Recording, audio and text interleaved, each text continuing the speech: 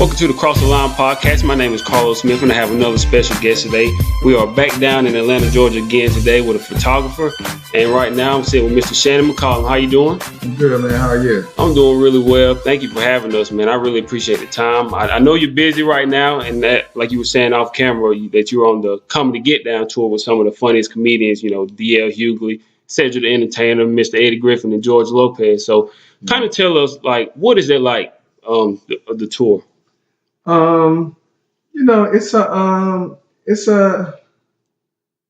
It's a real brotherhood. Mm-hmm. You know what I mean? It's a real brotherhood. It's a group of grown men that that have been in the business 30 years plus. Legends. Yeah, man. 30 years. And as the photographer of this tour, I've been on many tours, but the photographer of this tour, I feel the love, Mm-hmm. amongst them, and that's the way I like to shoot it. I like to capture them in the laughing and in the dapping each other and the just the whole vibe, right? And also they be clean. Oh yeah, man, all the time. Oh, come on, man, them OGs be clean. So I take pride in shooting them like the Rat Pack. Mm-hmm. That's my whole thing. I'm on the black and brown Rat Pack with these cats. They wear some of the meanest hats by this cat named Alberto in LA. He's a craftsman at these hats, man. If you ever on DL or Fed or George's Instagram, not all of them, but the majority of the hats definitely that DL and George wear are by Alberto, and they're just beautiful, handcrafted. So with that being said, is I get to document these OGs with suits and the clean and these hats, and it's just a vibe of reminds me of Frank Sinatra and Sammy Davis Jr. and Dean Martin, some OGs, that did it all. They did TV, they were musicians, and these cats are TV and comedians, and the other cats are comedians, So. Is it like a feeling of how does it make you feel just to sit in front of these guys, like we're saying, legends that have been putting in the work for all these years? Is it like a sense of awe that you're amazed that you have the privilege to sit there and do some work for them? How does that make you feel? That's a good question. I'm always honored to be in that kind of presence. And Sid and George have Hollywood Walk of Fame stars. It's big. It's huge. Hollywood Walk of Fame star, man. And I'm in these cats' crib. I know their families. It's we all have become a family. We go on vacation together. Mm-hmm. They invite me, and it's just it's such a dope feeling. And sometimes I have to be like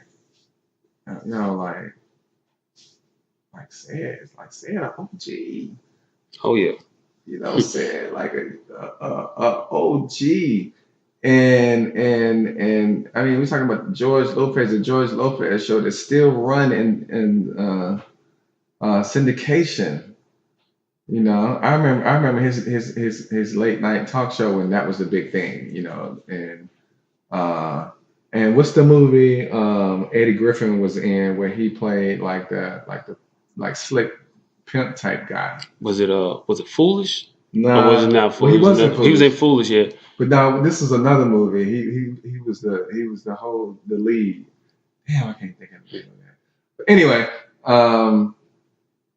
being in their presence, man, it's like, and they just love each other. Mm-hmm. You know what I mean? And I'm documenting that. I'm capturing that. They just love each other, and they even Deal and Sid have told me that being on the Kings of Comedy tour. On that tour, even the guys that are their road managers tell me that nobody went in anybody's dressing room. Wow. No, he said Bernie, Steve, and they everybody just kind of kept to themselves. You know, when it's time your time to go out, you go out, go back to your dressing room. You know, we chop it up in the middle sometime, or every now and then you go and chop it up with somebody. But they said, nah, it wasn't like this tour. And this tour, man, I mean, literally, George's dressing room every night is a party. Wow. That cat is an incredible DJ. His genre of music, he's all over the place. Like he might put on some Jay-Z, and then he'll go to like some Steely Dan, to some Billy Joel. I mean, he's just all over the place. It's just, you get some dope stuff in that, and it's just like, wow, every night it's a party. And the people that be in there, they just be like, wow. And I'd be like, I do this every weekend, Right.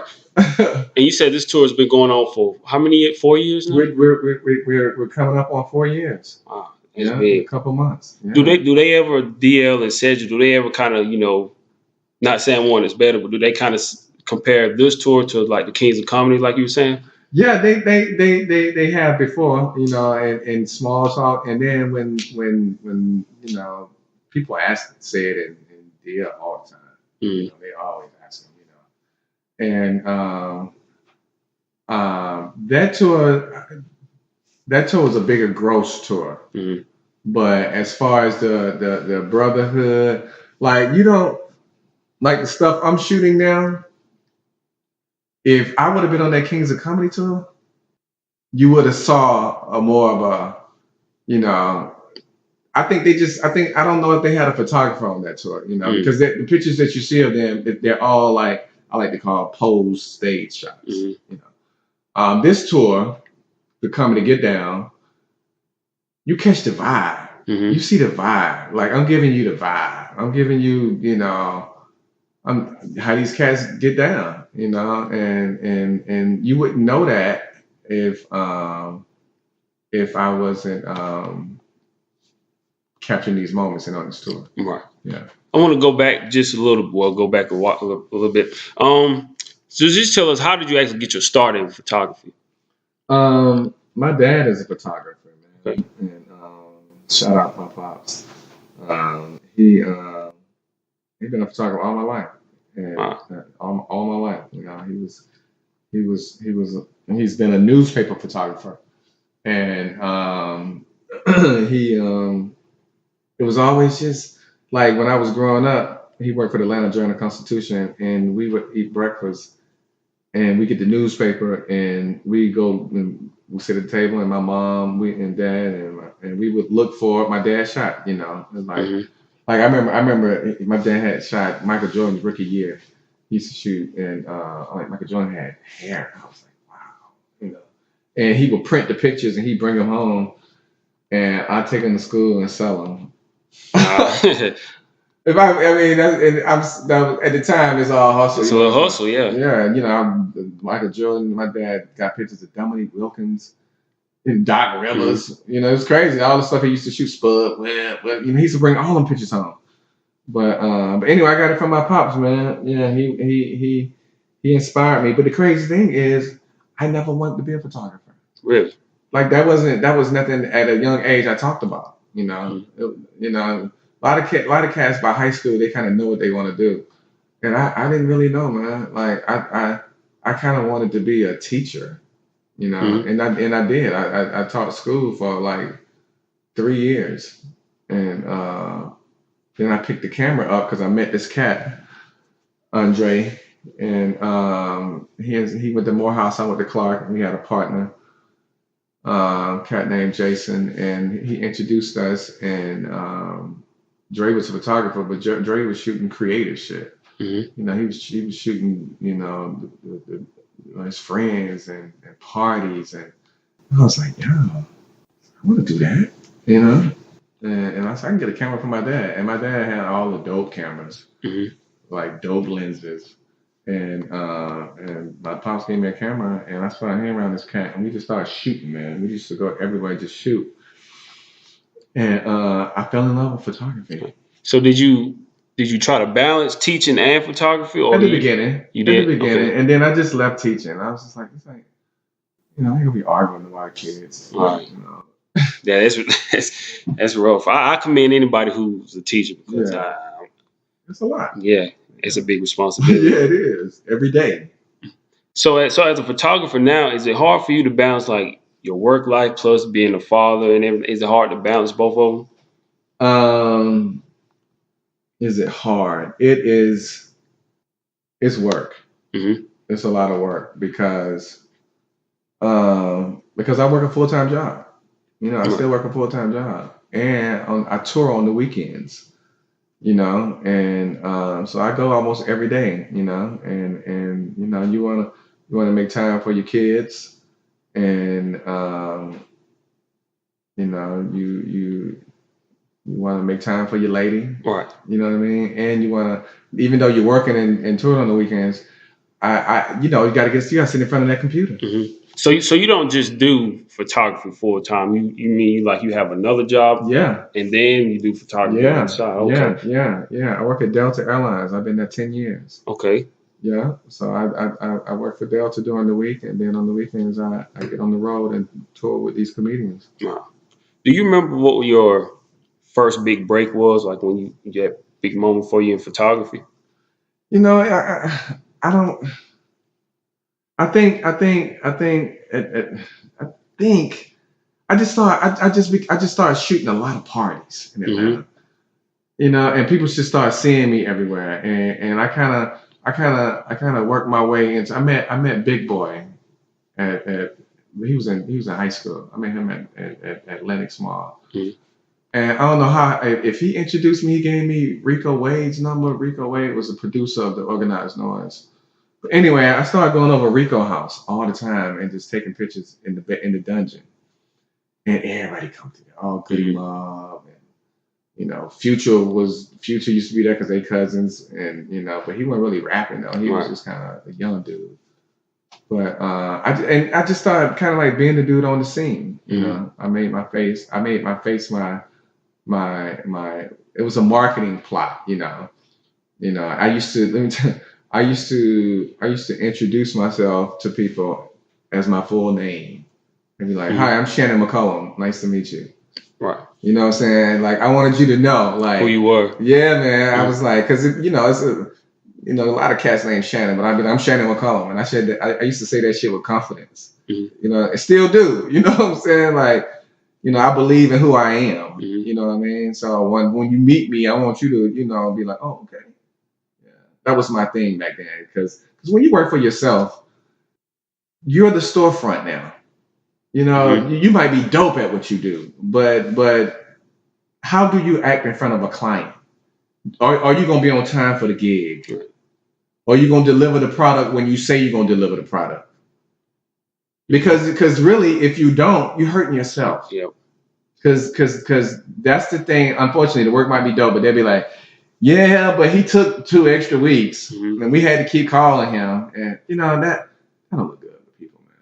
So You do know, you kind of work independently? Because like you're saying, most definitely. sometimes like you're saying, if somebody's working for you, they might not take it as serious because Right. it's not their product, it's your product. That's So right. is that part of the reason why you may work independent? Well, it's nobody can sell your business. Nobody can do your business better than you can do your business. Right. You started it. Mm-hmm. You know what I mean? You created it from the root up, and you had a sense of how you wanted your business to go. Mm-hmm. You know what I mean? Like you know in your business, you got to your time frame is you got to put out a new segment every so often. So Absolutely. you lose your subscribers or you don't lose the people that come view you. You got Mm-hmm. to keep hitting them on time. You know. Mm-hmm. And in my business, I wanna make a dope product, and I wanna be proud of my product, and I want cats to be like, you know, he do great work. Okay. He do good work, and he a good dude. Mm-hmm. You want to be known as being a good dude, man. Nobody want to work with no sucker nigga, man, because you can find somebody else. Talking about the music though, you said you were like the guy that was always on the scene. So when you were constantly, going to these different clubs and with Big Boy and all those guys, was it like they needed some photos or something done? Were you like the first guy they hit up because they already knew who you were and they knew your hustle? Most definitely. Yeah, I would. Rico would call me and be like, "Yo, we going to the Velvet Room tonight. We going wherever." Uh, he would say, "How much you gonna charge me to come shoot us?" Just they would hire me just to come shoot them hanging out. Wow. You know, they'd be in the club, they'd be smoking and they'd be popping bottles, and it would be like cats winning the championship every night. They'd be really like really popping bottles, and I used to just be there and just like just shooting them, and but he would pay me $500 to go out on a Friday night. We talking back in the '90s. That's big. Yeah, man. And I would get that little bag, man, and shoot them cats. And and it wouldn't be all the time, but it'll be enough of wherever they felt like they wanted to do some fly shit. Like album release, mixtape release, or we just going to kick it because Jeezy, blah blah, whatever. Yeah. It was just they all Atlanta always supported Atlanta, and I would always get that first in call. Because I was so cool with the artists, and then I had become so cool with they right hand people, they PR people, they assistants. How was the music scene back then compared to like now? So if we're talking about music, how was it? It was crazy because Atlanta artists were on fire. Oh yeah. Like Atlanta was on. I mean, like, and all we was hitting it like Usher had it. Jermaine Dupri was So Def. So Def. Ludacris had it. You can't front on Ludacris. I think Jeezy, when Jeezy came out, that was that Trap or Die. Trap or Die. That was. I remember I was still in middle school. And, okay. Well, my high school was 7th through 12th grade because it was so small. Okay. And I remember when Jeezy came out, I mean, it was crazy. The Trap or Die and then the Snowman T-shirts, like they were sending kids home. For that. If you had the T-shirt on, they would make a change, or you just going home. I was like, man, that might have been one of the like craziest movements. I remember that was a great marketing plot. It was huge. He came with the Snowman. Yeah. And he was on fire. Like everywhere you rolled, everybody was playing that shit, man. Yeah. Everybody was. I remember. I was on tour with Dead Prez. I used to tour with Dead Prez. And we would be in New York a lot. And I mean, New York niggas was playing that Jeezy. I was like, I mean, like it was everywhere. He was that dude. Him and Drama and Cannon. They had the mixtapes on fire. That's when the mixtape game was big. Crazy, yeah. So Atlanta, the streets was crazy. And with that being said, there are lots of parties, and I'm up in all them parties. I would just be, do promoter stuff. How much you gonna charge me to shoot my party, man? And back then, I wasn't trying to kill nobody, but I was getting about 300, 300 a night. So on a Friday and Saturday, I could make a quick 600. And then I might have shot some headshots for somebody and made a little 125 and during the week, Right. And them little 125s used to add up. Oh yeah. You know what I mean? So you become a person that ain't scared to get money in different avenues within your business. Like I might still. Some people should be like, you'll shoot a wedding. I was like, yeah, I'll shoot a wedding. Mm-hmm. Have you gotten away from kind of doing like clubs and music now? Oh, most definitely. Yeah. I mean, I ain't in no club no more. I'm in the comedy club, but as far as being in there with them rappers and all that, I'm over with that. But I'll go and I'll shoot my son's concert. Yeah. And I'll shoot that whole his tour life, because I love it, And but that's the extent of it. I don't be in no strip clubs. I used to do all that with the rappers. I used to do. When I tell you, I used to tour with. I spent like 3 years with Pastor Troy. Mm-hmm.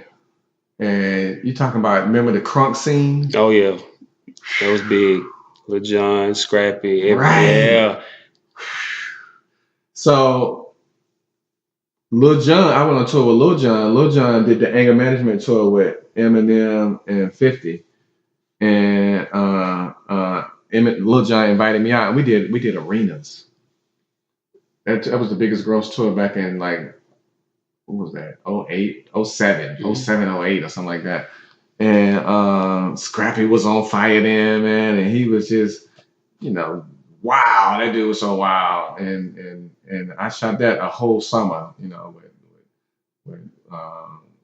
what's the dude from 50 Cent crew, the dude from Nashville. Oh, Young Buck. Young Buck, he was a fool. But yeah, so going to party, I went to 50 threw a big party for the tour. We had a day off and we were going to New York and he lived in Connecticut. He bought Mike Tyson's house. Mm-hmm. And he had this big stupid party with a G Unit perform and he had, models everywhere serving drinks and it was crazy. But that was a big tour. But yeah, man, I've been touring a long time, man. What's one of the craziest parties or that you had ever experienced, like back in Atlanta in the late 90s or early 2000s? What's one of the craziest things? 'Cause I heard with G's and BMF, like they had some of the craziest parties. Like, what's one of the craziest stories that you remember? Oh my God, there's so many. I remember one time I forgot the name of the club, but like Usher had like tigers in that motherfucker. He had like live animals in there. I don't know if it was his birthday or somebody's birthday. I was like, this dude look like a real like zoo animals. Like, wow, yeah. But just man, I mean, being in the club with so many different artists. Like, okay, one time this was in Atlanta, but I used to tour with John Legend, and he performed at the All-Star, the NBA All-Star, and it was in Arizona, and so the night before they had a big party. And so I was in the car with John, and when we got out, they just rushed us into it was like in a hotel in a big ass conference room or something. And so they kept rushing us and we're passing all these NBA players and they rushed us right up to VIP. As soon as we got up in VIP, it was LeBron and Kobe and Jay-Z and Jeezy and Beyonce. And I'm in that motherfucker like, oh shit. Like great company. Yeah, I'm there like, oh shit. And so I'm just shooting, man. I'm just like that shooting. Shaq came in. That was a dope experience. Yeah, that was dope. Yeah. So are you born and raised in Atlanta? Okay. How has photography changed from when you first started till now? What's like the biggest difference in it that you see? You got an awesome way to display your work now. An awesome way to show your work. When I came up with you had to have that portfolio game strong. That's what you had to do. It wasn't no other way. You had to matter of fact, I just showed my lady. I have to show y'all for y'all lady. I found one of my old portfolios and I was showing my lady the other night. And I call myself a music photographer. Like when I used to get business cards, I used to put music photographer.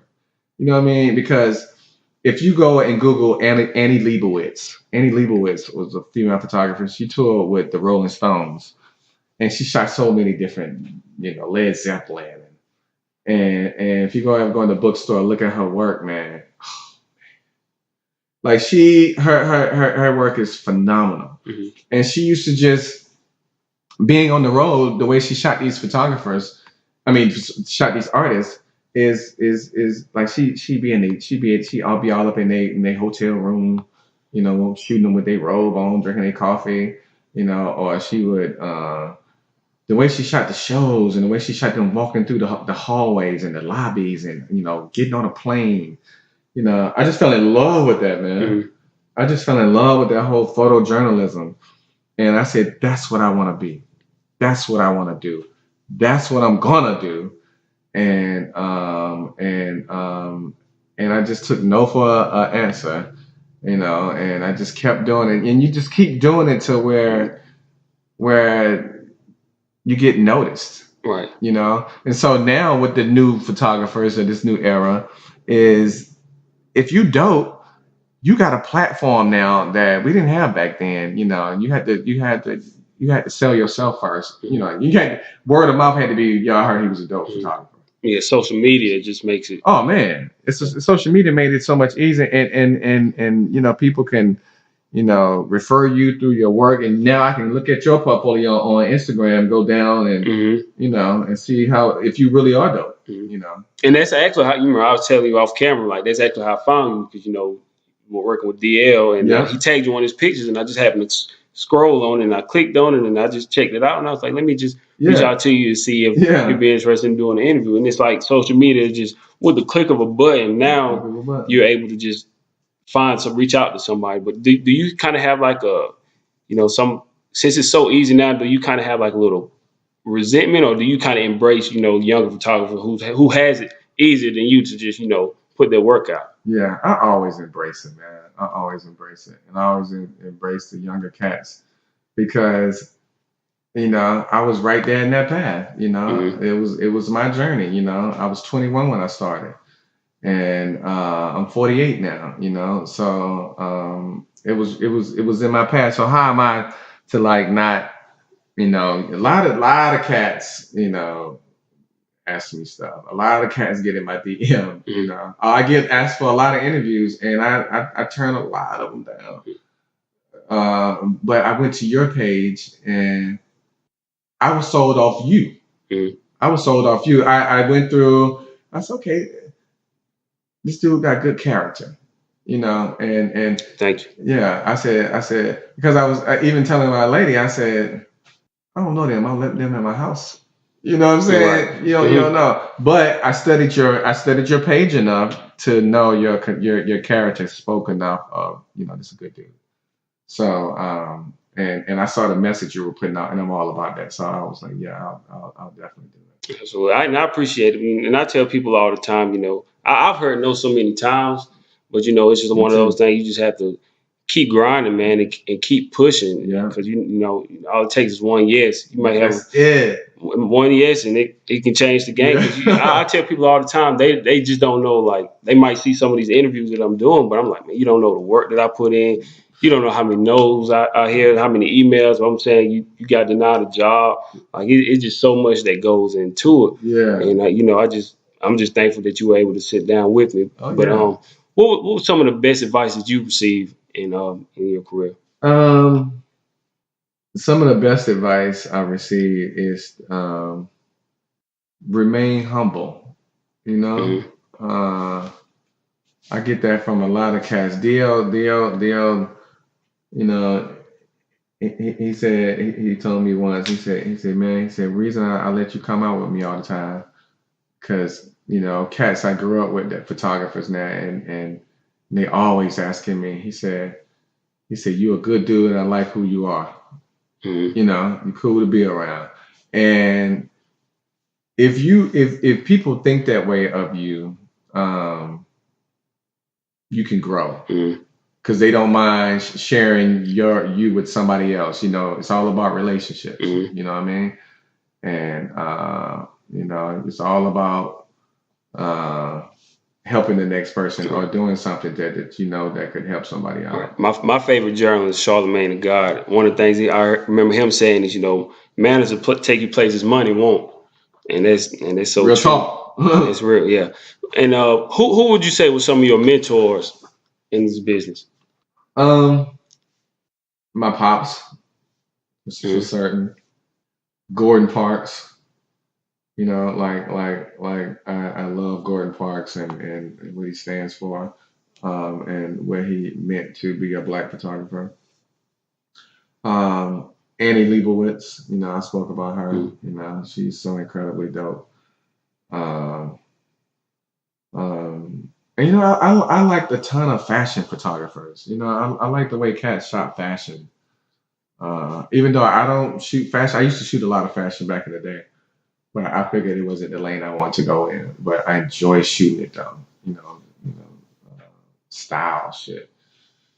Um, but I just tried to get the style out of the music and the entertainment side of it. And But yeah, cat named Ron Witherspoon. He taught me a lot, man. Mm.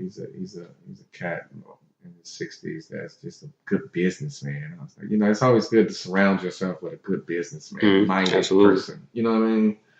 Yeah, they help keep you sharp. Yeah, Do you try to learn some things from younger photographers? Maybe like bits and pieces from them. absolutely. These young cats, they coming with it. Mm. Like, it's a lot, and it's so funny because they be all like bowing to me, and I'll be like, man, no, man, I'm bowing to you. Like these young cats, man, they really and they understand the marriage of shooting and editing. Some people take it too far, but some people know how to put a nice touch. You ain't got to do too much filtering, but just sharpen it just a little or whatever, and um, it looks good, and I like these young cats' eye, like now doing what I'm doing is a thing. You Hmm. got people that tour with all kind of Wiz Khalifa got his own photographer, Oh and yeah. Future got his own photographer, and my son got his own photographer, and like my son's photographer, that kind of beast, and his Coach K's son. Hmm. Yeah, it's Coach K's son, and his work woo, that boy's a beast, Nice. man. I love it. I'm inspired by him, man. He's a dope Mm. cat, man. Yeah. What's been one of your favorite places to travel so far? Like for me, I made a list of places that were on my goals with the podcast. I made a list of places I want to travel, and Atlanta was easily one of them. And I've Hmm. been here. I've done. This would be my fourth interview that I've done in Atlanta, but I have Okay. so many more places I want to go that Yeah. I just wrote as my goals. But Yeah. what's been some of your favorite places to go? So I used to be a photographer for Delta Airlines, and they partnered with Habitat for Humanity. Hmm. And so Delta would fly to these different parts of the world, these different countries, and build houses. So when I first got the job, man, 2 weeks later I went to West Africa. I went to Ghana. They sent me to Wow. Ghana for 2 weeks, man. And, yo, it was such an amazing experience to be able to walk around in the villages and take pictures, and it was just like wow. So, but to get back to your question, I went to Thai. They sent me to Thailand, and Thailand was amazing. Mhm. Yeah, so Thailand and Africa, and I love Paris too. Paris is cool. Mhm. I love LA, man. I'm an LA That was person. one of my places I want to Shit, go to, man. I love Mm. LA, man. I go to LA. I'm in LA a lot, Mm. because it's just a vibe, man. It's Mm. so cool, and it's work out there for me. Like if I really wanted to, I could pack up and go out there and work for DL Mm. full time. Mm. So what makes you want to just kind of do both of them instead of just full time photography? What makes you want to just not give it up completely and just do photography? Because I actually like my job. Hmm. You know what I mean? Like I actually like my job. It's not stressful. Is I can my parents can fly free because of my benefits. My sister can fly free. My daughter can fly Hmm. free. My That's big. son, he's still on my flight benefits. If he want to fly free, he still can. You know. So I like that. I like being able to I like being able to say tomorrow if I didn't have to go on tour tomorrow, I could be like, you know what? I want to go to Paris. I'll look at the flights. That's 11 o'clock. I'll land at Paris at 6. I can spend the whole day and kick You it, could just go. and then come back Sunday. I did it before. Wow. I was like, you really gonna do this? I was like, I'm gonna do it. So I caught at 11 o'clock on a Friday. Got there at like 6. Spent the whole day. Kicked this whole shit. Matter of fact, I was on tour with John Legend, and it was such an amazing experience because I was on tour with John. They didn't tell me Kanye was the special guest. This one he was dating Amber Rose. Mm. Amber was there, and John's wife. That was his girlfriend at the time. And man, back in the dressing room, man, they was popping bottles. We was drinking and I'm shooting and I was just like, wow. It was such a cool vibe. And so I spent the whole day kicking it in the city. Show that night. Flight was at 6. Laid down, got back to the hotel room about 2. Laid down to 4:30. Caught the train back to the airport. Was on the 6 o'clock. Yo, the flight attendants were like, "Weren't you on our flight coming in?" I was like, "Yep." And he was like, "Wow." I got first class. I slept the whole way. Watched a movie, ate, slept the whole way, and came back home. Spent 24 hours in Paris. Right. But a lot of people that work for Delta Right. do that kind of stuff. We'll talk a little bit about some music again about your son, Lil Yachty. Did you always know that he would be an artist? Absolutely. Yeah. I didn't know a musician, Mhm. but definitely an artist because I groomed him that way. Mhm. It's funny. I didn't want him to have to work a 9 to 5. I wanted him to make money from his artistry. Mhm. I wanted him to be a photographer. I wanted him to be a videographer. I wanted him to be a DJ. I used to show him how much money some of these big DJs make. And I just wanted him to do something creative, and he was really into fashion. So yeah, that was just his thing. That's just kind of how he was brought up. I took him everywhere. I took him on photo shoots. I took him. He met so many rappers when he was young. Like when he came on, I remember I was with John Legend. We came to Atlanta. John brought him backstage. He met Ti. All the guys that he's crazy. He got records with these guys. Mhm. It's just like. But I kept him in that environment. Mhm. And it's funny. He said, "Dad." He said, "Dad, it's funny. You was grooming me for it The whole time. the whole Mhm. time."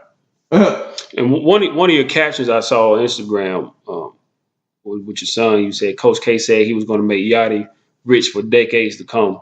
Did you envision Yachty being this successful, like business wise, as the businessman that he is? Did you envision this kind of success for Honestly, no. him? Honestly, no. I had no idea. Now I knew what it could become. I knew because he's well spoken. Miles is well Mm-hmm. spoken. He knows how to talk to people. I always had him on some yes sir, no sir, point Mm-hmm. blank period. That's how we get down. Point blank period. And from a little young age, he was groomed that way. He remembered that. He kept that with him. My mom is she's like a humongous advocate of the homeless people. Mm-hmm. And so she go downtown Atlanta and go down to this place where they feed the homeless, and she do it every Thursday for like the last 20 something years. Like every Thursday, Mm-hmm. feed them, and it's just her thing. So she used to take him, and he saw that whole service thing, Mm-hmm. like helping somebody, and that's why he's buying his friends cars and he's doing this. He gets it. Mm-hmm. If you put it in front of somebody, how they should act, like the streets can easily steer them to believe something else. But if they get Absolutely. that grounded, this is how you act. This is how you become a businessman. Mm-hmm. So what I did was when he told me he had that song one night on SoundCloud, he came over my crib one day and I was just like, he said, "I want you to see on SoundCloud, you can see the analytics." And it was like 100,000 at one point. I was like, what the? Just like that. It's So crazy. just like that. Then this kid does a video to the song in his room. He do a video to the song and dressing up in these little characters.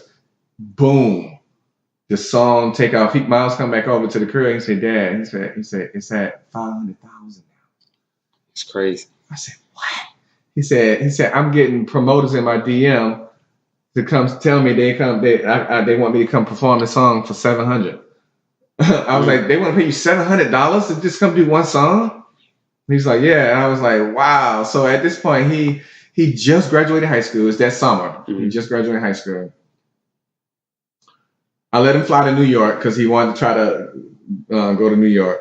But anyway, let me just get back to the story. I can veer off. When I saw the seriousness, because he had a manager. Mm-hmm. He's a young cat. He was probably about 22, and I was just like, and at the time Miles was 19. No, Miles was 18.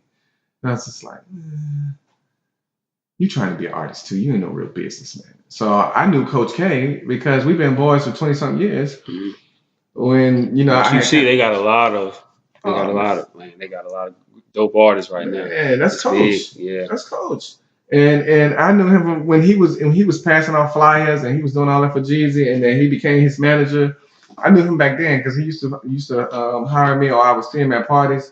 So I hit him on the phone. I was like, "Yo, man," I said, my son is rapping, man." And I text him, I said, "My son is rapping.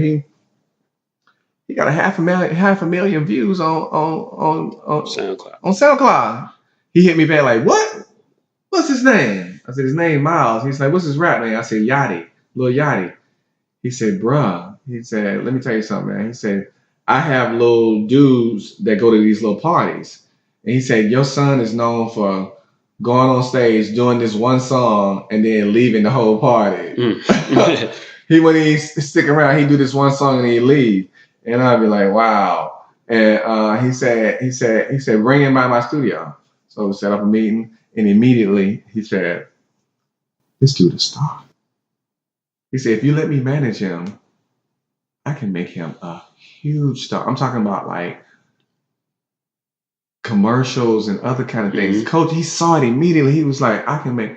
So he said, "Look, I'll tell you what.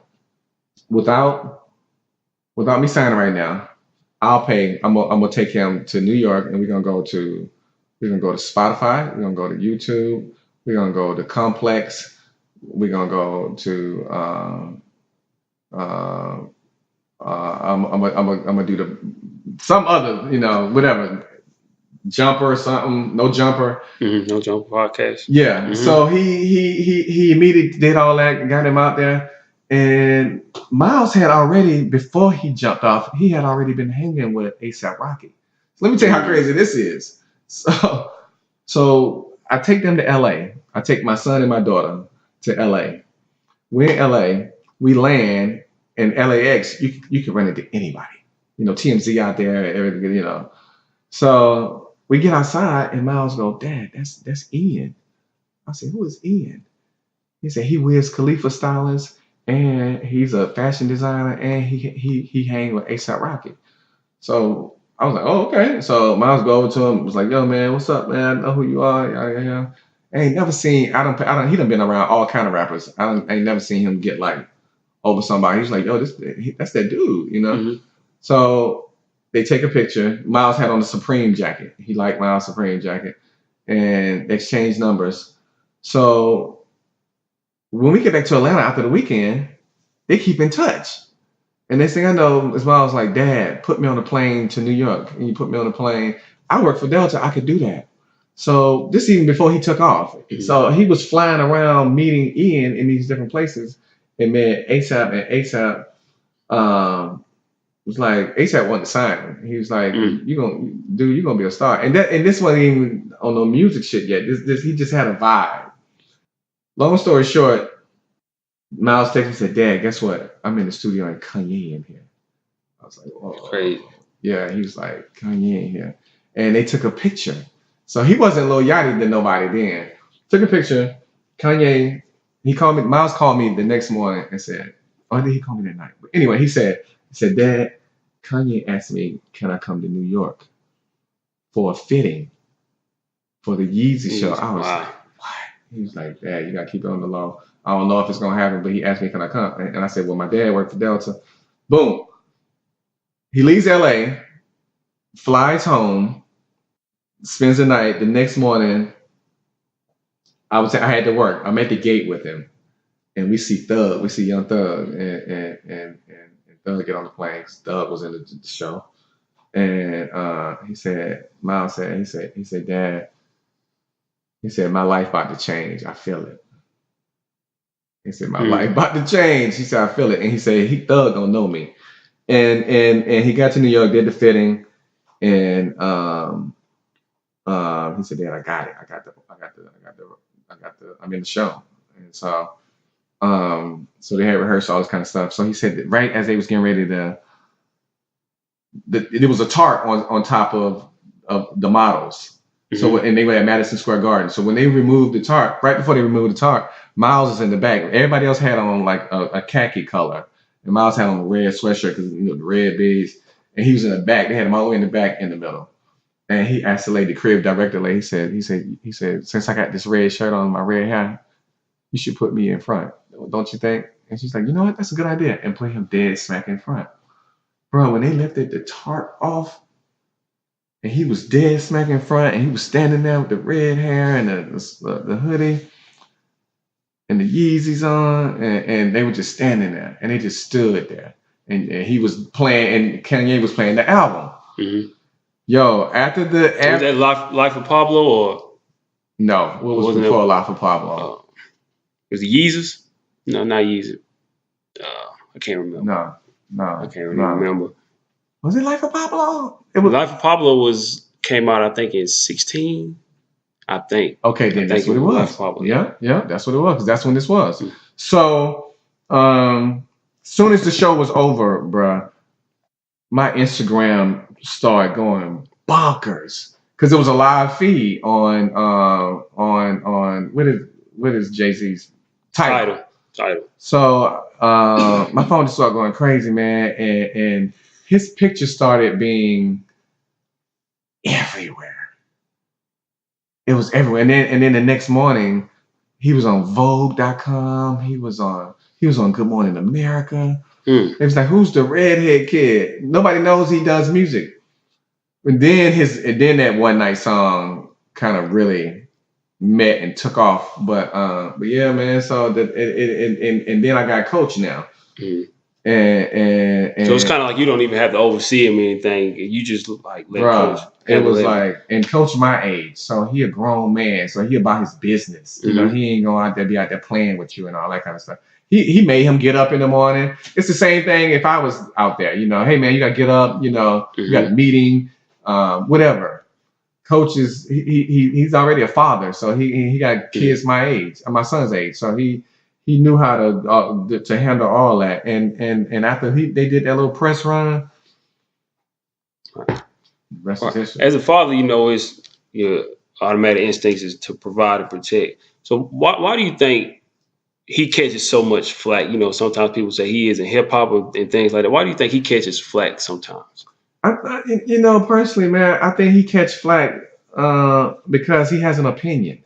You know, a lot of young cats don't be talking. They don't voice their opinion. Like he voiced his opinion and told you that, you know, he didn't know any Tupac. And I'm gonna tell you why he didn't know any Tupac. Because I didn't play Tupac.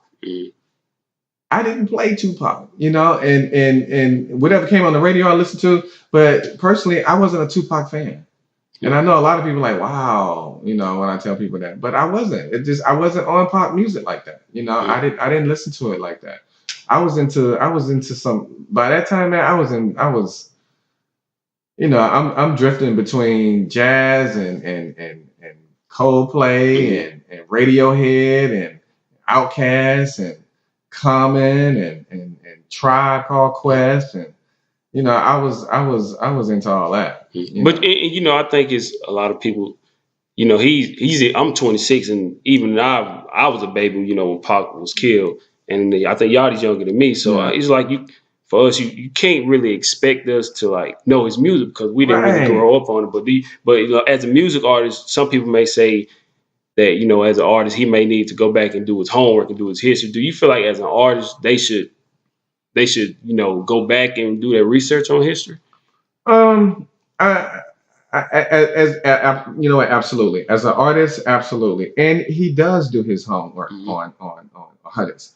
That's just a particular artist that was, he didn't have any interest in him. You know, that's all that was, simple and plain. It wasn't to the, you know, a lot of people confuse that thing, that Tupac thing, not knowing, because it was showing disrespect, you know, and it wasn't showing disrespect. It was just the fact that, you know, at the age he was, it wasn't on the radio like that.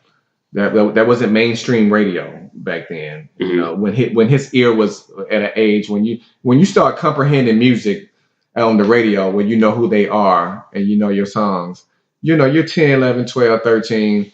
Um, but that wasn't the case when he was that age. You know, Tupac was 90s and early 2000s. He Mm-hmm. was a baby. You know, he was a Right. little kid, and he listened to what I played. Mm-hmm.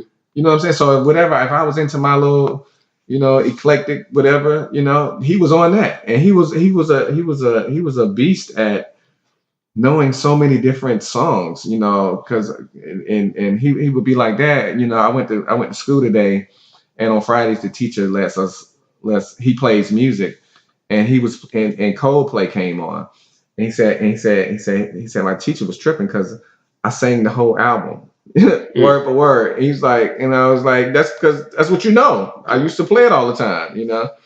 So and he's different. You know, a lot of people don't like different. You know, he Mm-hmm. brought. You know what? I was at George Lopez pool party 2 years ago, and no, last year, and kid from Kid and Play found out who I was, and he said, dude, man, he said I like your son because he put the fun back in rap. Mm-hmm. You know, at the time he came out, he was like, you know, that's because that's what Kid and Play was on. They was on some fun rap, you House know, party. house party, Yeah. all that, yeah. And that was his lane. You know, he Mm-hmm. wasn't trying to be no thug because he ain't grow up no thug. You know, we ain't live in the hood. You know, he didn't have to live like Mm-hmm. that. And um, you know, he wasn't on that, and he was okay with that because again, it goes back to he knew who he was as Mm-hmm. himself. But he sometimes caught flack, I guess, because um people he got so much going on. Mm-hmm. He got so much going on, and people hate on that. A lot of people will say what they say about his music. You know, like if they're a fan or if they're not a fan. You know, for every fan that don't get down with him, there are 10 that do. Exactly. You Mm-hmm. know, and you can't be super dope and not have haters. You can't Mm-hmm. be. How do you want him to be remembered as a? Do you want him to be looked at more as a businessman or an artist? Um, well, I want both. You know, I want him to be a Renaissance man. I want him Mm-hmm. to be as he is now. He's a young Renaissance man, and he's well versed in you know. Miles got deals with Nautica. He did Sprite. Mm-hmm. He's got Axe. He's got he did Uggs. He just did a Disney deal. He got a new Disney deal with Beats by Dre for the 90th anniversary. He got a Chef Boyardee deal. That's big. You know, I saw. I think you posted something about how high too. he's the Something. he's Yeah. the he's the Yeah. he just rapped How High 2, the lead role with DC Young Fly. You know, him and DC Young Fly, the lead. And I went on set, man, and I was so impressed, man. I was like, this dude can act. Like he can act. Like, and that's what he wanted. You know, he got an acting coach and he took it serious. You know, matter of fact, George Lopez had his last TV show last year, or was the year before last. But anyway, he said, "Hey man," I said, George, my son wants to get into TV. And he said, "Hey man, I watch him, man. I think he's ready." He says, "I tell you what, when we film again, I'm gonna have him on the show." And I was like, "What? You gonna let him come on the show?" He said, "Yeah, I'm gonna let him come on the show." And he did. He flew to LA. George took care of him, put him up. Flew to LA and filmed the George Lopez show. Did great in it. Did a great scene with George. And you know, now he got acting, you know, roles That's coming his way. big. Yeah. Just a few more questions and then we'll wrap it up. Hmm. Um, you said that I want to go back a little bit. Well, let's stick to hip hop for a little bit. Before we wrap it up. For as hip hop this year, do you pay attention to the music that's out right now? I do. What would you say are some of your favorite albums to listen to this year? From other young cats. Uh, I like Playboy Cardi. Playboy Cardi. I like Cardi. I like Cardi. You know, my daughter be playing was playing Gunna a lot. I was like, okay, I like Gunna. Yeah, he's I think dope. him and Lil Baby, they just had a project maybe like a They month or so ago. they had a dope project that Yeah. did well. I listened to that. And I think I listened to Baby because he's on the same label as QC, so that made me want to pay attention to him more. And he an Atlanta cat, you know, and he's snapping, you know, he be snapping. Um, who else would I say on the young? I think T.I. had a good album to me this year. He was actually one of my top 5 albums. The Really? Dime Trap. I haven't played it. Yeah, Dime Trap is Dime it's in my top 5. What? Yeah, I put T.I. in my top 5. Okay. Yeah, I still give, like, I've been saying it in my interviews with my other friends as music artists. I tell them that, you know, Nipsey Hussle to me with Victory Lap, that was just okay. That's a beast. Yeah, Nipsey had the best album for me. Okay. But few more questions. Let's get ready to wrap it up. Okay. I'm gonna go back a little bit to you know, the Get Down comedy tour. Hopefully I'm saying it right. Yeah, Comedy Get Down. Comedy Get Down. Okay. You know, Charlie Murphy one point in time, he was God rest his soul, he was on the tour as well. What do you remember about him? Wow, man, Charlie was. I got to spend 3 years with Charlie every weekend, and Charlie was just such a great storyteller, man. He used to tell these stories, man. He used to crack us up, man, with these stories. He told a story about when Eddie Murphy first popped off, his brother first popped off, and Eddie would be throwing these big dumb parties, just, you know, when women would be at the house for like 3 and 4 days, like at a time, like a house full of women. And he said when Eddie would have to leave to go film for the day, he said they would just be like, like trying to hold his legs out, like, please don't leave, Eddie, please don't leave. Like, it was crazy. It was crazy. But Charlie had some stories, man. He would tell me stories about when he got on the Dave Chappelle show. Talk about Rick James, and he talked about being at Prince's house. Like that dude had some experiences, man. He had some stories. He told me how he used to rob dudes, man, when he was young.